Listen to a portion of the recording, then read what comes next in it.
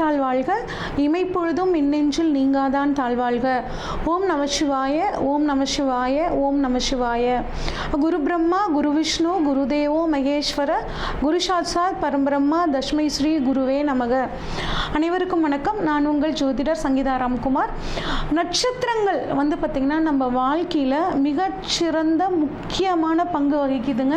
நம்ம ஒரு கோயிலுக்கு போனால் கூட நம்ம நட்சத்திரங்களை சொல்லி தான் பார்த்திங்கன்னா ஒரு அர்ச்சனை பண்ணுவோம். அது எப்படிங்க நமக்கு இதுதான் நம்ம நட்சத்திரம் அப்படின்னு தீர்மானிக்கிறாங்க அப்படின்னு கேட்டிங்கன்னா, நம்ம பிறக்கும் போது ஒரு வடிவத்தில் நட்சத்திரங்கள் ஒரு கூட்டமாக இருக்குங்க. அந்த நட்சத்திரத்தோட அந்த வடிவத்தோட அடிப்படையில் தான் நம்ம இந்த நட்சத்திரத்தில் பிறந்திருக்கோம் அப்படின்னு சொல்லுவாங்கங்க. இந்த நட்சத்திரத்தை பொறுத்த வரைக்கும் பார்த்திங்கன்னா மொத்தம் 27 நட்சத்திரங்கள் இருக்குங்க. இந்த 27 நட்சத்திரம் பார்த்திங்கன்னா ஒவ்வொரு கிரகத்துக்கும், அதாவது நவகிரகங்கள் அப்படிங்கிறது 9ங்க, ஒவ்வொரு கிரகத்துக்கும் 3 நட்சத்திரங்கள் அப்படின்னு சொல்லி வகைப்படுத்தி வச்சுருக்காங்க. ஒரு நட்சத்திரத்துக்கு பார்த்திங்க அப்படின்னா 4 பாதங்கள் இருக்குது, அதாவது 4 பிரிவுகள் இருக்குது. அப்போ ஒரு நட்சத்திரம், அப்போ 27 × 4 அப்படிங்கும்போது பார்த்திங்கன்னா 108 நட்சத்திர பாதங்கள் இருக்குது. இப்போ இப்போ நட்சத்திரங்களுக்கான குணநலங்கள் எப்படி இருக்கும், ஒவ்வொரு நட்சத்திரத்தில் பிறந்தவங்க எப்படி இருப்பாங்க, என்ன தொழில் பண்ணலாம், எந்த விஷயங்களை செய்யலாம், எந்த விஷயங்களை இவங்க செய்யக்கூடாது, என்ன கலரை பயன்படுத்தலாம், எந்த தெய்வத்தை இவங்க வழிபடலாம், இவங்களுக்கு அதிர்ஷ்டம் தரக்கூடிய தெய்வங்கள் என்னென்ன, இவங்க என்ன மரம் வளர்க்கலாம், என்ன உணவு சாப்பிடலாம், அது மட்டும் இல்லாமல் என்ன பறவைகளுக்கு இவங்க நல்லது பண்ணால் நல்லது, எந்த சித்தர் வழிபாட்டு முறை இவங்களுக்கு நல்லது அப்படிங்கிறது தான் நம்ம முழுமையாக இந்த வீடியோவில் பார்க்குறோங்க. இந்த நீங்கள் பிறந்த நட்சத்திரம், நீங்கள் இப்போ திருவாதிரையாக இருந்தால் அந்த திருவாதிரை நட்சத்திரம் மட்டும் பார்த்தா போதுமா அப்படின்னா கிடையாதுங்க. நம்மளோட தலை விதியை தீர்மானிக்கிறதுல 3 நட்சத்திரங்களுக்கு பார்த்திங்கன்னா மிக முக்கியமான பங்குகள் இருக்குது. என்ன அப்படின்னா, நம்ம விதி மதி கதின்னு சொல்லுவோம். இந்த விதி மதி கதியை நமக்கு தீர்மானிக்கக்கூடிய நட்சத்திரங்கள் அப்படின்னா நம்ம பிறந்த சந்திரன் நிற்கிற நட்சத்திரம், அதுதான் நம்ம ஜென்ம நட்சத்திரம். அடுத்து நம்மளோட லக்னம் நிற்கக்கூடிய நட்சத்திரம், அடுத்து பார்த்திங்கன்னா நம்மளோட லக்னாதிபதி நிற்கக்கூடிய நட்சத்திரம். இந்த 3 நட்சத்திரங்களும் தான் நம்மளோட தலைவிதியை தீர்மானிக்கக்கூடிய நட்சத்திரங்கள்.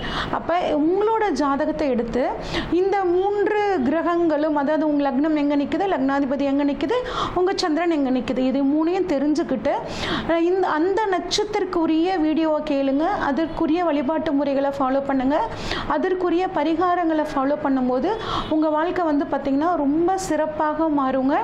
இப்போ ஒவ்வொரு நட்சத்திரத்துக்கும் உண்டான பலன்களை வரிசையாக பார்ப்போம். புனர்பூச நட்சத்திரம், இது பார்த்திங்கன்னா 27 நட்சத்திரங்களில் 7வது நட்சத்திரம் புனர்பூச நட்சத்திரங்க.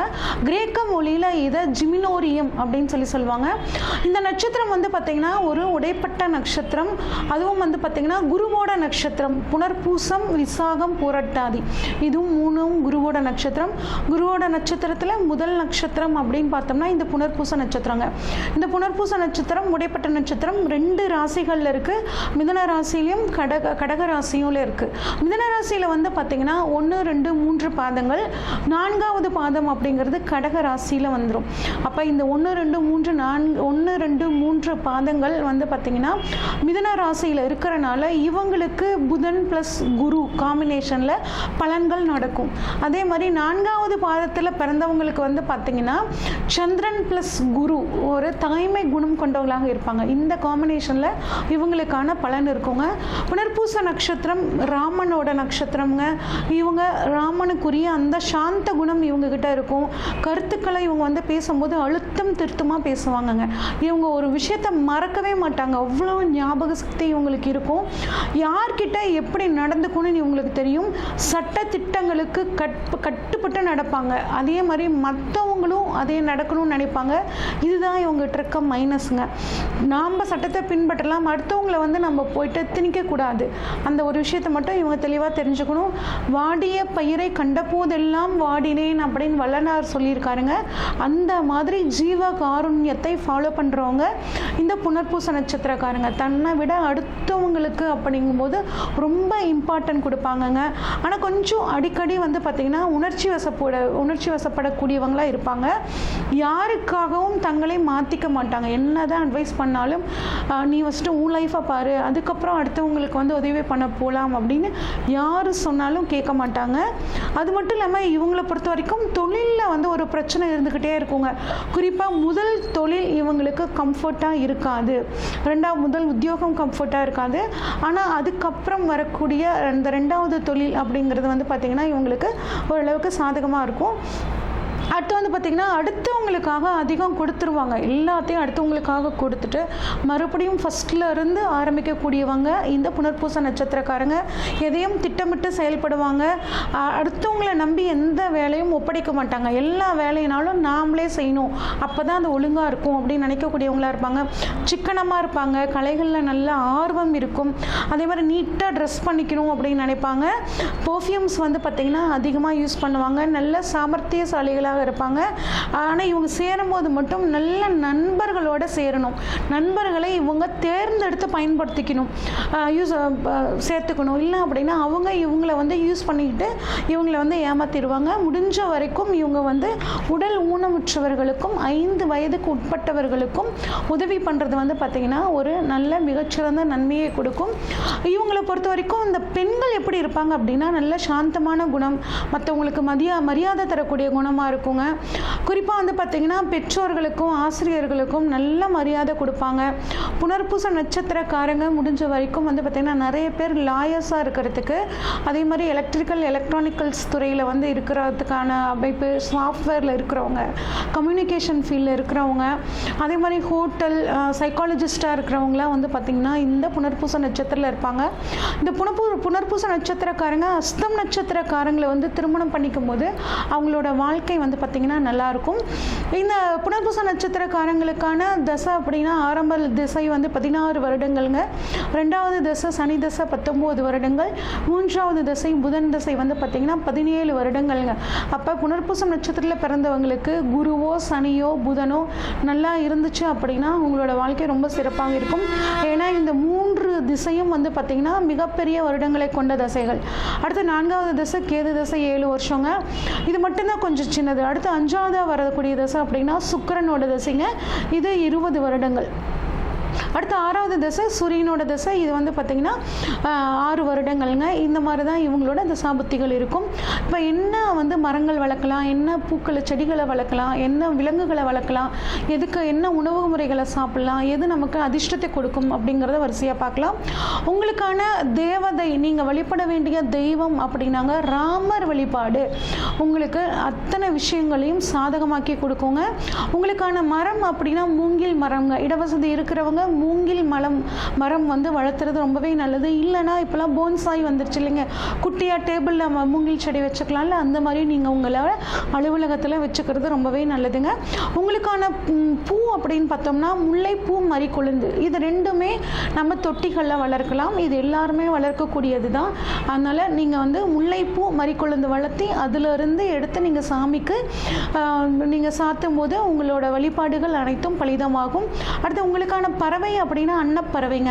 அன்னப்பறவையை வந்து நீங்கள் அடிக்கடி ஒரு ஃபோட்டோ எடுத்து வச்சு அடிக்கடி பார்த்துக்கிறது நல்லது. உங்களுக்கான விலங்கு அப்படின்னா பூனைங்க. நிறைய பூனைகள் இருக்கும், அதுக்கு வந்து இருந்துச்சுன்னா பால் ஊற்றுறது அந்த மாதிரி பண்ணுறது நல்ல விஷயங்க.